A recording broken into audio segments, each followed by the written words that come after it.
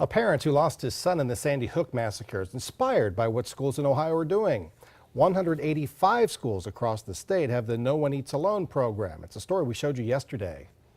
Today, Mark Barden talked about the importance of the program and how it's a reminder of something his son would love. 27 First News reporter Julie Bercik is live in studio tonight with the story.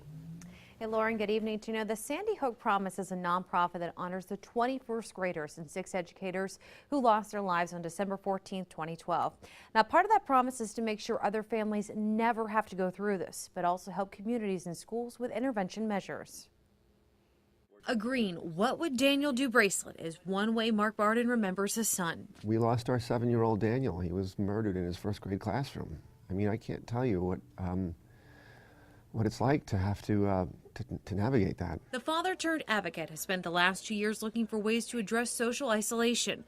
Thousands of miles away, he learned about a program called No One Eats Alone. Empower students to just be aware of that and to look out for their classmates that might be sitting alone. No One Eats Alone is in 19 Mahoning County schools, including Struthers and Jackson Milton.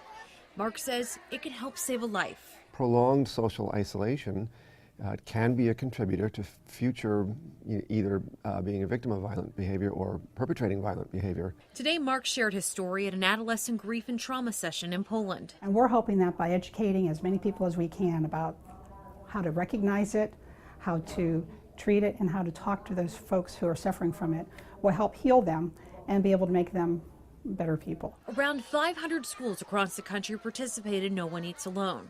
That's encouraging to Mark. And it's something he knows Daniel would do. He was the kid that would reach out to somebody who was sitting alone. And to see his sweet, compassionate little personality living on and being implemented in schools, you know, in Ohio and across the state and across the country, it's absolutely wonderfully inspirational to me. Now, Mark told me he knows there are families everywhere going through the grief process. And he says people, they want to help you, but they don't always know how to. His advice, take that support and comfort. Lauren? Thanks, Julie.